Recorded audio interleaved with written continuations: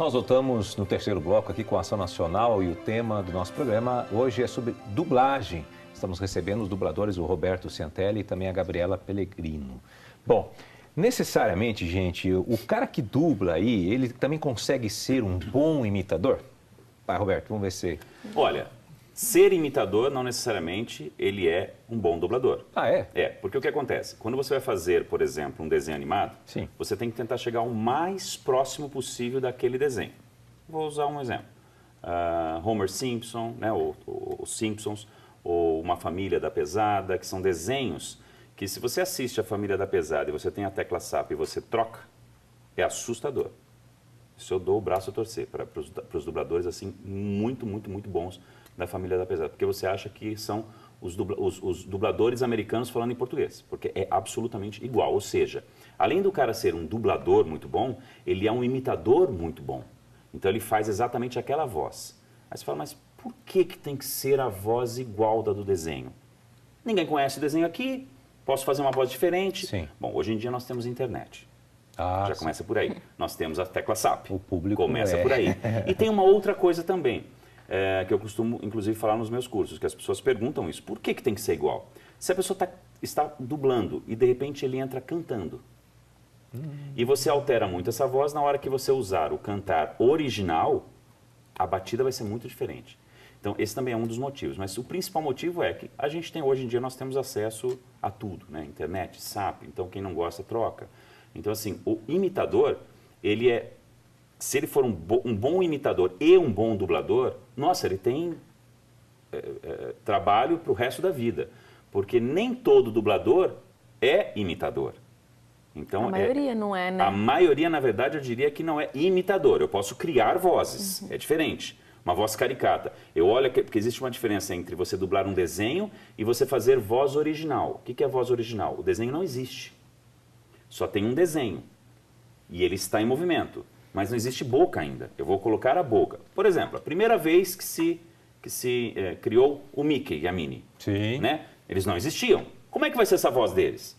Ué, teve uma reunião e vamos ver como é que é. É grave a voz dele? Não, é aguda. Ah, então, mas como é aguda? Então vamos fazer uma mulher, então. Não, vamos fazer um homem. Eles estudaram como que seria essa voz e colocaram no Mickey. Hoje, nós temos milhões de imitadores daquela primeira voz do Mickey, né? E a pessoa que faz a voz do Mickey no Brasil, com certeza ele é um bom dublador e um bom imitador, porque você tem que fazer igual aquela voz. Entendi. Então, assim, são coisas bem diferentes. Hoje em dia o Brasil, inclusive, está com muito, começando não, já tem esse mercado já há algum tempo, mas agora está começando a ficar mais forte ainda, que são as vozes originais no Brasil. Então, criando-se desenhos brasileiros, colocando a voz original. Então, é muito legal porque você cria uma voz original. Eu tive o prazer de criar voz original para um projeto gigante da Nickelodeon, que é Meus Prêmios Nick, né? E eu tive que fazer 16 vozes originais. Então, foi uma loucura aquilo lá. Então, foi uma loucura, e tinha que ser uma diferente da outra. Então, a Mas voz isso original... você, eu só sozinho, você? Eu sozinho. Então, Caramba. eu considero mais... porque eu não sou imitador. Então, eu considero mais fácil fazer uma voz original do que imitar, na minha concepção, do que imitar uma que já existe. Né? Eu posso até chegar perto, mas eu acho que eu não chego tão perto como um imitador profissional. Então, a gente tem que ter os nossos limites também. Meu limite é esse. Eu adoro fazer voz caricata, mas eu prefiro criar a voz para um projeto original do que ter a imitação de um projeto que já existe, entendeu? É porque as pessoas às vezes falam assim, nossa, aquele cara imita todo mundo, né? Olha como ele imita bem, não sei o quê. Poxa, ele é um bom dublador. Não é a mesma coisa. Não, mas assim. pode ser. Mas pode ser, sim, lógico. O imitador ele pode ser um dublador, é óbvio. Na verdade, se ele vai fazer um desenho, ele tem que ser um dublador. Porque lembra aquilo que a gente falou, ele tem que ser um ator profissional para fazer isso, né? Sim, sem dúvida. Bom, aqui tem, você falou do Mickey, aí tem o Joãozinho, né? Um grande abraço pro Joãozinho, nosso produtor aqui da casa. Já soube que ele imita muito bem o Mickey. Ele andou imitando o Mickey, até andou aí confundindo as crianças da casa aqui, porque ele imitou tão bem o Mickey que nós colocamos no áudio para as crianças ouvirem e elas acreditaram realmente que é o Mickey falando com elas. Foi muito legal. Você tem um personagem aí que você lembra, um outro para nós aí? Eu fiz por acaso foi um fantasminha também, de coisa que ele era uma voz bem tradicional que as pessoas fazem, que ele apresentava esse Meus Prêmios Nick, né? Ele falava mais ou menos assim, Hoje, em meus prêmios NIP, você verá uma pessoa muito legal fazendo tal coisa. Eu não sei o que é, mas é muito legal. Você vai criando. É assim, você né? transforma a sua boca, a sua voz, os seus registros para você tirar alguma outra coisa mais diferente, assim e tal. Né? Para pegar uma voz. Exatamente. Mais assim, Ou até fazer uma voz diferente. Você vai usando a sua voz para trabalhar. Né? Que legal, isso é muito bacana. Bom, gente, olha, nossa equipe foi às ruas, né? E o povo é muito curioso com relação à dublagem, veja só. Meu nome é Matheus, eu gostaria de saber quais são as técnicas para se fazer uma dublagem. Vamos lá. Puxa, as técnicas? As técnicas, nossa. Bom, são várias técnicas, Sim. né? A gente pode usar registro de vozes, né? Trabalhar com registro... A gente tem vários registros, mas nós trabalhamos principalmente com 3 registros, que são registro de peito, registro normal e registro de cabeça, né? O registro de peito é quando você assenta um pouco mais a sua voz, você deixa um pouco mais para cá. Ela, inclusive, pode ficar um pouco mais velha. Você senta mais vibrar aqui, Exatamente. né? Ele vibra, se você colocar a mão no peito, você vibra. Você trabalha essas vozes mais com voz velha. E aí você vai rachando um pouquinho e vai transformando a voz um pouco mais caricata, né? O registro normal, que é o registro que a gente está conversando aqui normalmente, né? Que você usa às vezes para reality shows e tudo mais.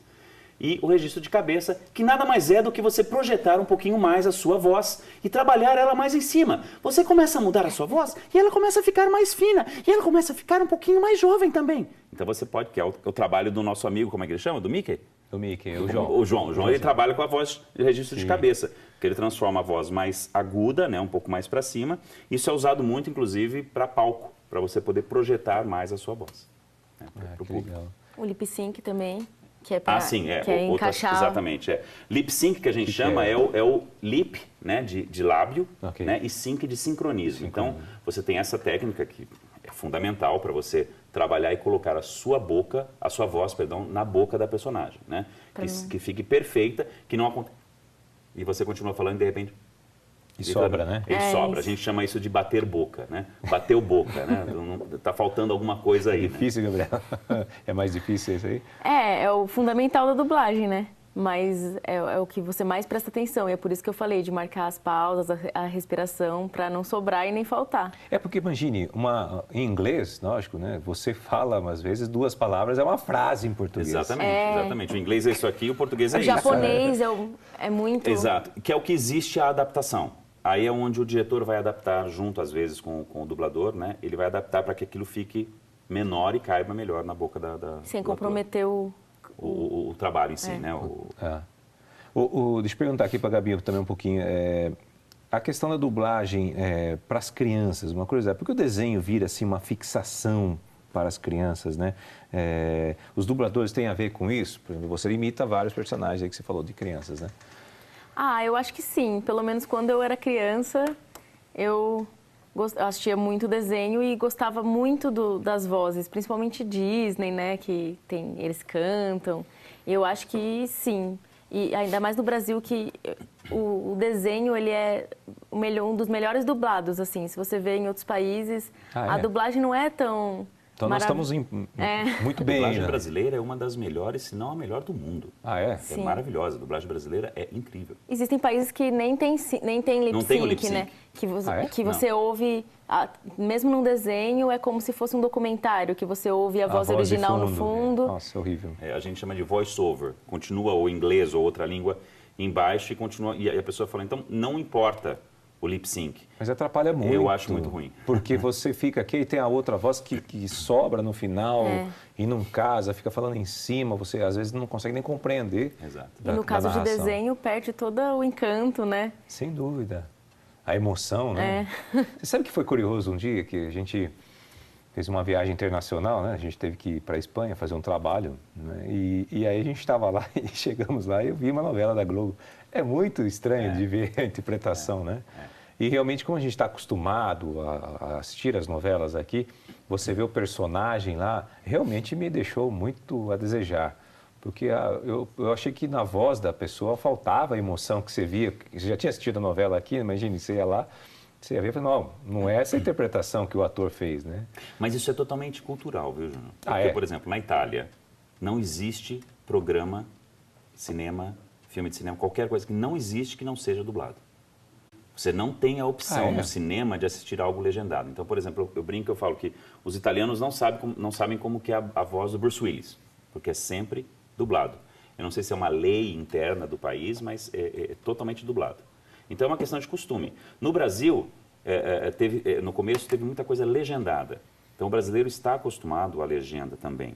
Né? Já o americano não está acostumado à legenda. Ele odeia a legenda. Por quê? Porque tudo vem de lá, basicamente. Sim, né, tudo é americano, né? O cinema é americano. Exatamente, exatamente. Então, aqui também agora começamos a aumentar esse leque de dublagem, o que é muito bom.